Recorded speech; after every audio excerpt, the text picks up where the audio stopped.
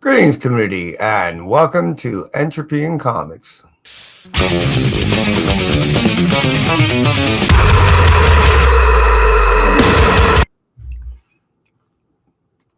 I'm your host, Kevin. This is Entropy in Comics, and my pre-order arrived. So those of you that cruise on through on the rewind, I greatly appreciate you. I truly do. And for those of you that cruise on through on the live, let's take a moment and say hi. Hey, Las Cruces, hope you're doing well. I appreciate you stopping in and taking a moment and hanging out with me. I'm going to go ahead and jump right into it. And I just realized I didn't even play with my audio that much. But hey, hope you can hear me well. And yeah, I am slowly kind of cutting back on my books. You know, only 1.5, 1 3/4 of a page. And that stated, there's still a lot of books here. I end up going to a couple of events. I end up going to a lot of shops. I kind of threw a bunch of stuff in here together. I'm not even remembering what's actually in this box, but let's jump right into it. Let's start off with Maid Cafe. You'll notice this trading card is not the same as the cover. Most of the trading cards were the same as the cover. Hey, Lyle, hope you're doing well. Hope all is doing good with you today. Appreciate you stopping in. And I ended up picking up this cover because it did have the variant as far as the Maid Cafe card was concerned. So yeah, it's a Mark Spears book. I've been digging a lot of the Mark Spears stuff. Trying to put that book off to the side. Anything that has a poly bag, I put off to the side so it doesn't crease anything or put a little imprint on the face of that book or a book successive that it's marrying to. I am a massive Doug Wagner fan, so when it comes to his Wagnerverse, I am pretty much all in. And he has another book that's been out, and that day it's telling me in life. That book is Narco. I end up getting the oh, my brain went away. Classic horror guy. You know what I'm talking about. It'll come to me. I know it. I end up getting that at the shop as far as the variant is concerned. I do have a cover A coming. Who would have ever guessed that would have been one of those hot books? I knew that this would have been. So that's why I ended up picking this up. I'm curious to see what it's like. I did check out the art, and I thought it was rather unique. I do like some of the kind of booby books, so this is definitely one. Hey, I hope you're doing well. It's been a while since I've seen you, brother. And I'm not certain if I've seen you or you just got me by a different name. Appreciate everyone that's hanging out with me. I see 5 that are hanging out. And yeah, I'm looking to jump into this thing. I know it's kind of hitting big on the market out there. This is a Red Band book. This is definitely a unique pose. I think it's an homage, if I recall, too. But yeah, Alias, Red Band, issue number 1. All the Red Band stuff I've really been enjoying. It's been kind of cool. You know, I really need to throw this one off to the side. Only because I know... Oh, wait a minute. Is issue number 1 over there? Come on, people. Oh, no, I'm going to throw this off to the side for right now because that's issue number 2, and I want to see if I have issue number 1 buried down in there somewhere. The DC stuff. I end up getting... Yeah, see, I knew it was... Okay. This is the KO. This is issue number 5. This finishes it out. It does allude to something more on the horizon. And yeah, if you've been reading it, you know that this has actually been kind of a... I don't think it took itself too seriously, but seriously enough to where it was thoroughly enjoyable. Dork. Issue number 1, second print. I believe there's a first print in there somewhere. Is there? Did I end up mixing that all up? Oh, okay, that's backwards. And still backwards. And yet still... Oh, wait, there's more. All right, so that was it of that. Wait, where's my dork book, though? Oh, maybe it's outside. Never mind. I know it's around here somewhere. I just don't know where. Oh, where it could be. All right, now I can go in order. So, dork. These are books that I had coming on to me, and who would have ever guessed? I'm a fan of this style of writing. To me, this is kind of a hybrid of almost an aristocrat. Isn't that the aristocrat? No. Ludicrats. So it's almost like a combination of Ludicrous that came out about 4 years ago and the Barbarian that's out kind of right now. It has a similar thing other than the battle axe on the Barbarian. It's a shield here. Battle against the traditional good against evil. As I showed before, I got 2 of the second prints, and then there is that. See, and I do have another one of these actually coming to me also. And more likely, being that as popular as it was, it wouldn't surprise me if they're doing a second print on that issue number 2. If you know, go ahead and drop it below, because I haven't seen that yet. I do know they're going a 4th print on issue number 1. All right, Murder Jones. You might be going, all right, so he was just knowing, just jumping on board with everybody. No, actually, I've been a fan of this for a while. My son and I have been watching it. You're like, oh my God, I'm getting sick. Well, I end up getting the poster and the Free-Enough thing thrown inside my room. Definitely the whole circus, electronic circus thing. Yeah, my son and I, we've been watching the show for a bit, and it's a little much for me. I was thinking that it might translate better for me, being that I like reading anyways, on a comic book. So I had to get it on comic. Who would have guessed that this was another one of those things that would end up blowing up? Just saying. And then Marvel Team Up. Bam! End up getting a, yes, right now, a blank cover. I do have more of the Marvel Team Up stuff coming in my next order. Again, I get my stuff monthly, and they kind of feel it when they get it because I have it delivered on the 3rd week. This was something that I end up talking about just a little bit, but I end up running to the stores and picking up. I love the art in this thing. The story, it seemed all right, but the art is definitely, I don't know, it's kind of a throwback style. I like the lines. Very continuous, too. They're very, again, they're just very smooth. I like this style. I really do. And that's why I ended up getting it. Not just because it, it was so hot. It seemed kind of cool. And some things you can't really tell until they're kind of, tangibly in your face where you can actually touch it, see it, feel it, smell it. I'm way behind in this thing. Issue 21, issue 22. For the variant, I mean, that's cool.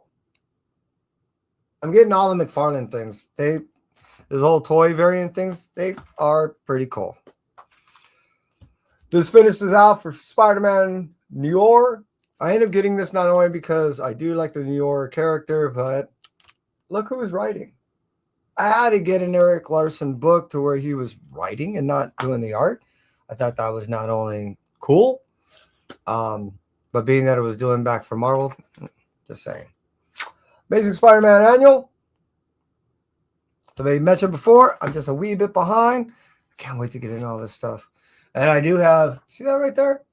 That old book right on there. I mean, box right there. That's also full of books I've yet to read. I am 9 weeks behind. Ugh. And when I end up getting about 100 books a month, yeah, you could do the math. It hurts. Spider-Man, Miles Morales, issue 42. Went a little heavy. Why? Because I ended up finding out this was the last. They were ending the series here. Kind of threw me for a loop. Because I ended up hearing that this is actually really cool. And this, it's all about the cube. I was talking about this before in Ultimate Incursion issue number 5. Yeah. It's going to be affecting everything that's going to be happening throughout the Marvel Universe throughout this whole year when it comes to this. And I was mentioned, I ended up finding out that Cody wasn't going to be writing anymore coming when they start over. That they're ending, and Cody was ending his run with Miles Morales on that ending with that ending. But what he was really not saying is and omitting was that when it comes back, he's writing for it again. So as I was freaking out, thinking, oh, no, my God, Cody's not writing anymore. He is. Just they ended it, I think, a little bit earlier than they were initially anticipating. I know he has some other, he's been busy. And they're just not necessarily rebooting.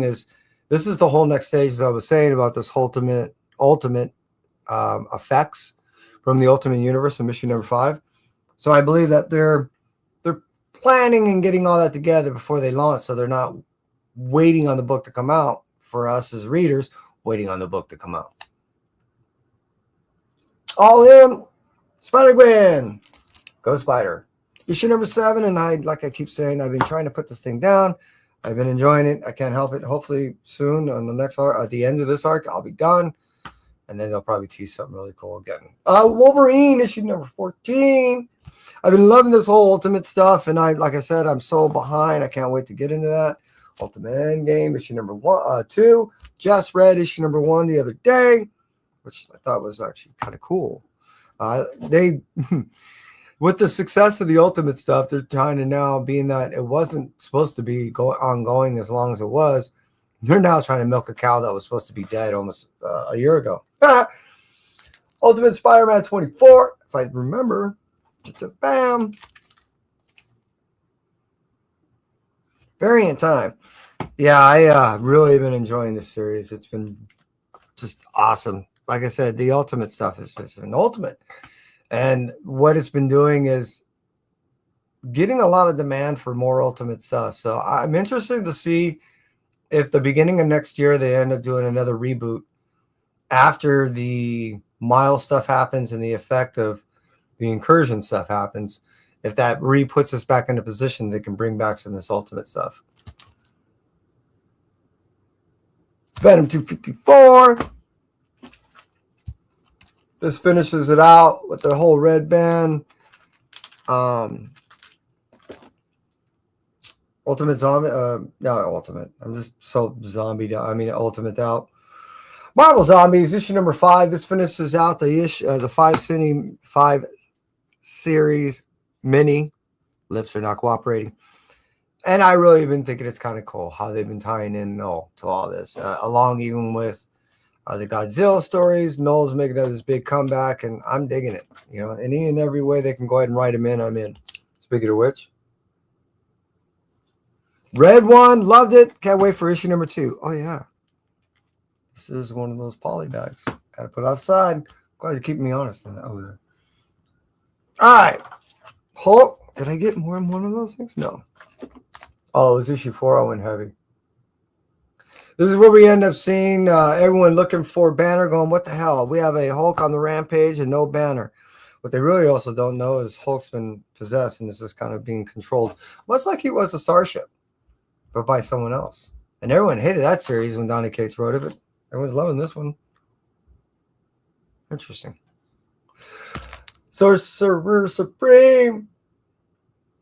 I keep talking about how if Doctor Strange would have just sat out all last year and just let everything transpire, he would still be in charge. But hey, you know, things happen.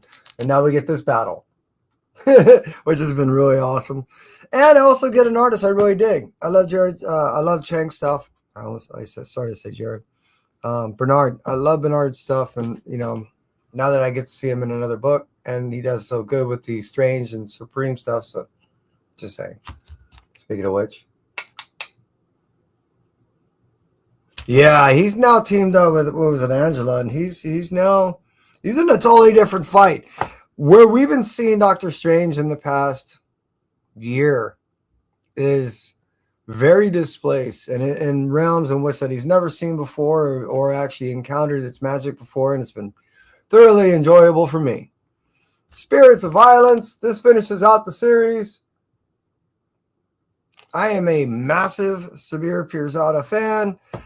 Pretty much everything he writes, I read. So I'm just saying, let me jump back into the chat.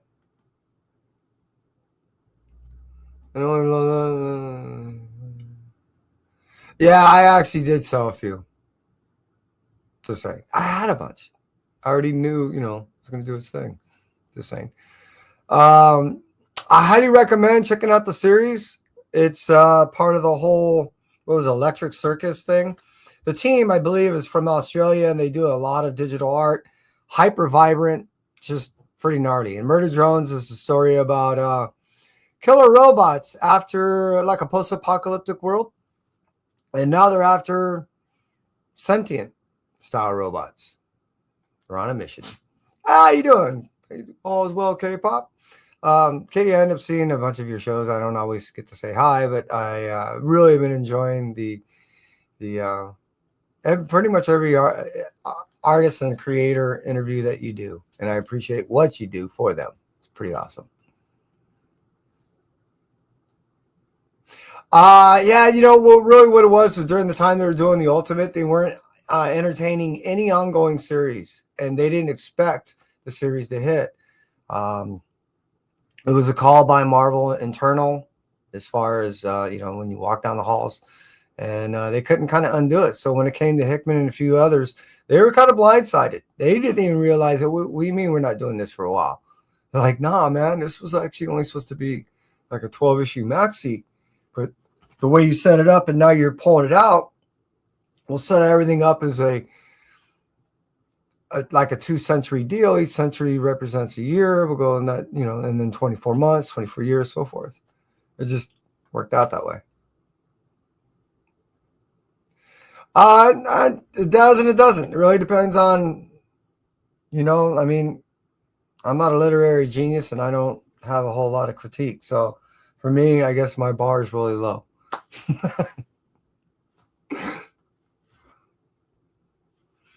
You know, they reinvented characters that have been long overdue to be properly reinvented. And now what they've done is they've introduced a whole new demographic to the industry. And being that they started out in DC, it's quite possible that one of the reasons outside of what people are just thinking is just market manipulation, is possible that some of these new demographic readers are the ones that are buying a lot of the independent stuff. So the Narco, the White Sky, the, you know, Murder Drones and things like that, that people really weren't expecting to really pop off, did, possibly because of these new readers. It's a theory. I'm throwing it out there. You're very much welcome.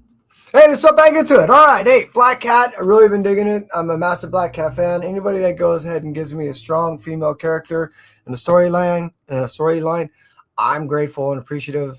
Wilson's been writing it before. McKay's been writing it. And in the past 4 years, I've been digging it. So I'm going to keep picking up Black Cat. Who else is talking about this? So this is what I was talking about the whole Godzilla Infinity Roar.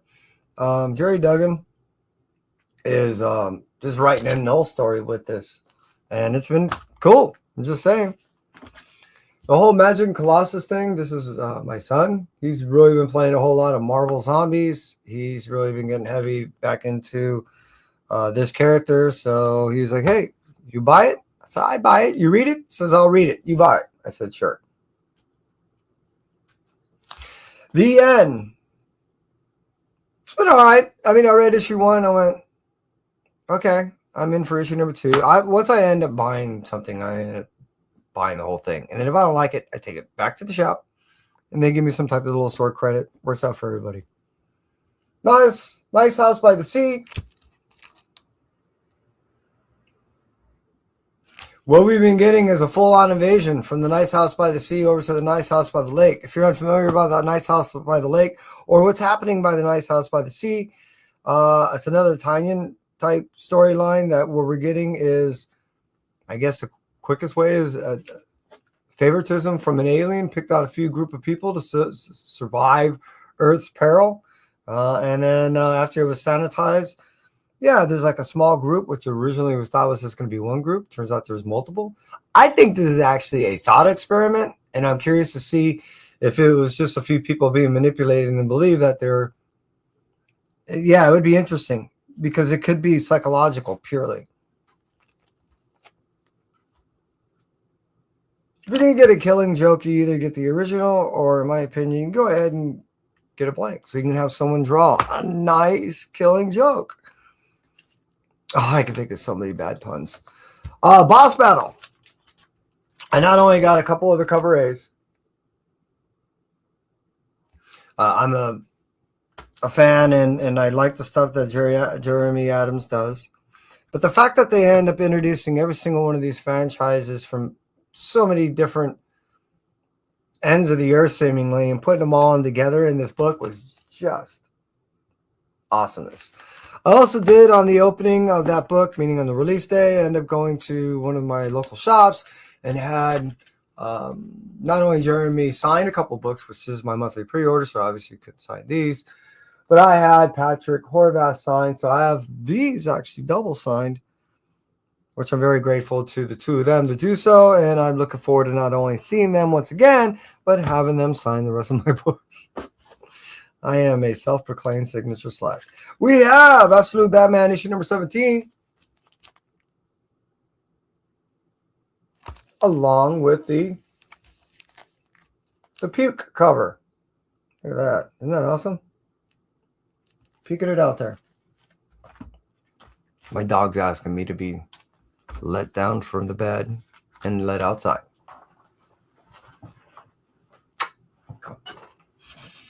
Girl. Yep.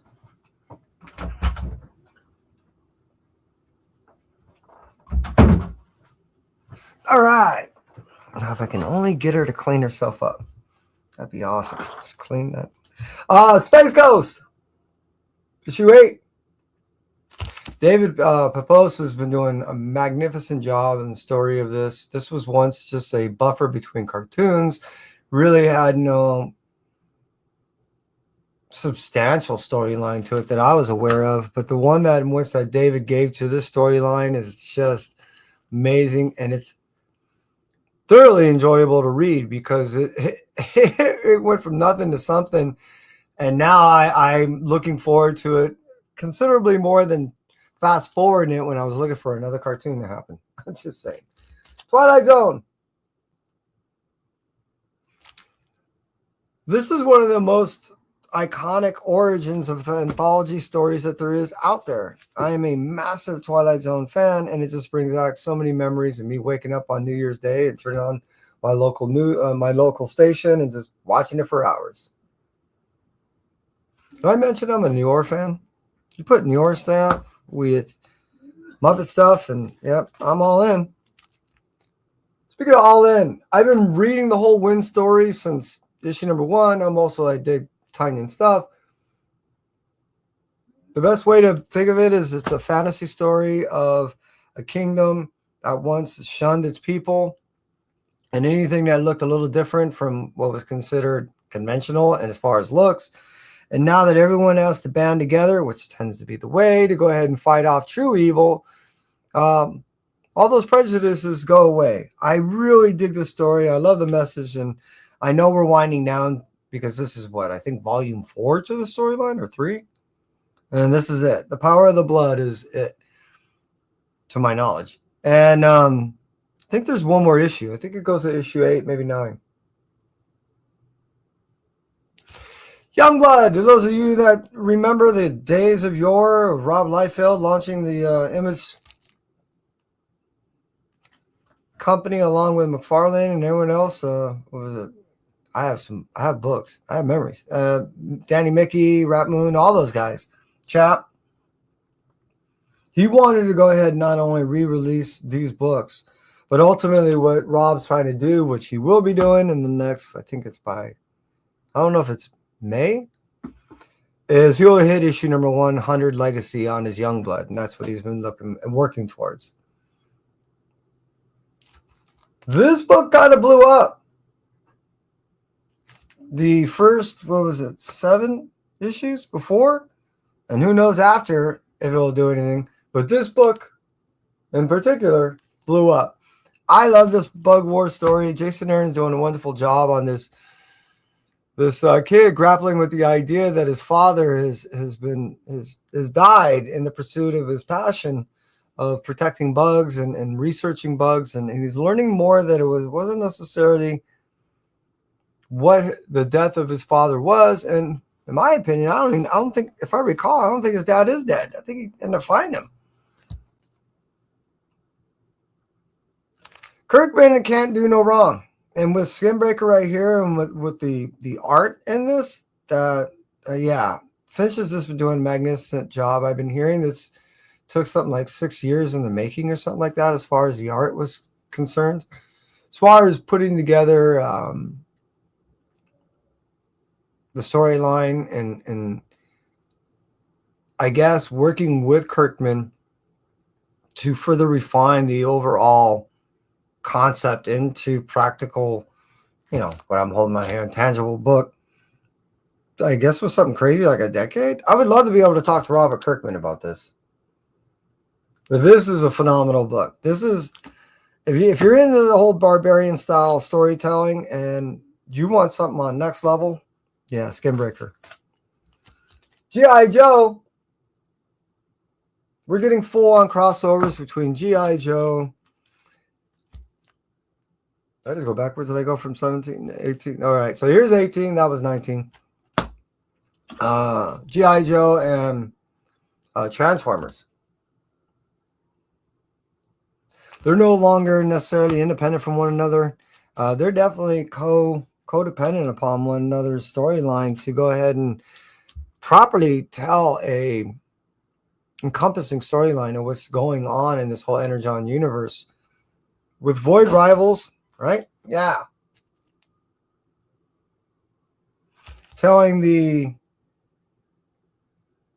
how should we put it? I don't want to say space aspect of it, but the celestial, space thing, which will also, in my opinion, more than likely show that how we're expanding the idea of the Transformers just escaping the world.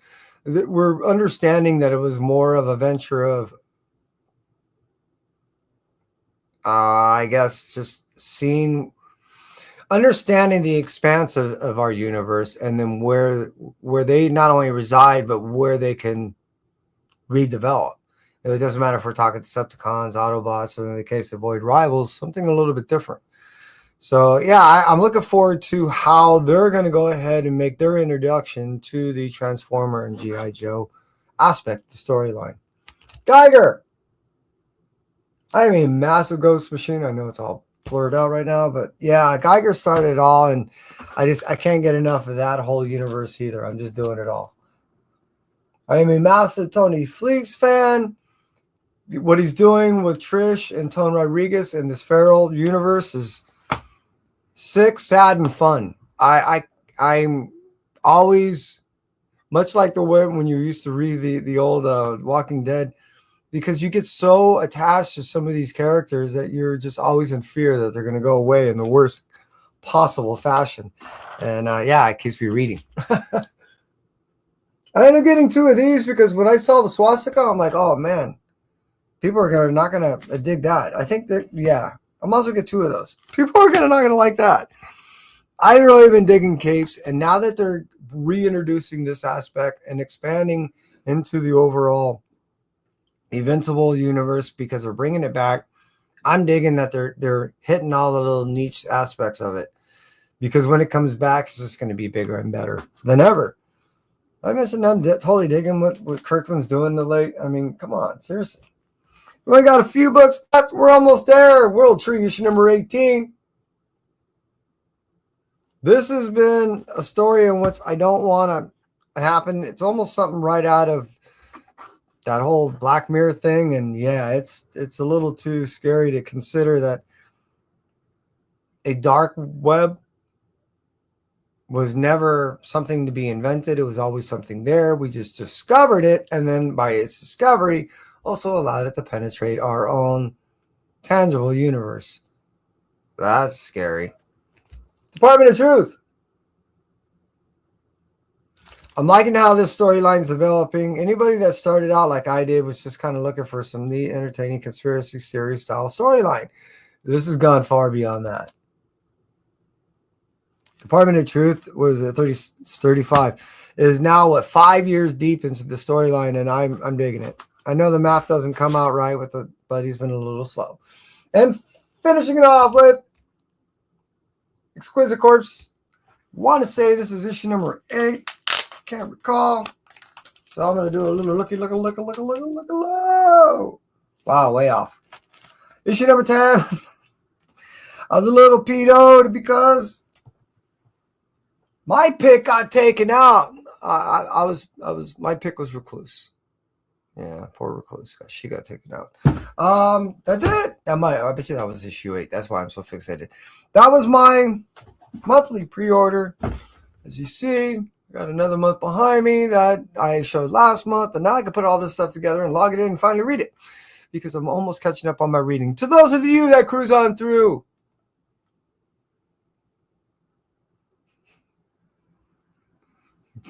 right? One, I want to see an 8-fingered person. Obviously, it's not on one hand. And then 2, yikes. Katie, thank you for hanging out with me. And dude, I appreciate you. I'm gonna check out your channel. If it's someone that I already hang out with, sorry I don't recognize you. Chill out, man. Appreciate you being here. It's been a while. Truly. Lyle, appreciate you, buddy. You're doing great things on your channel. I'm really digging what you're doing. And Las Cruces, always, it's a pleasure. I appreciate you, brother. Right? I'm just saying. Hey, appreciate it, everyone. Thank you. And that's it for me. Entropy.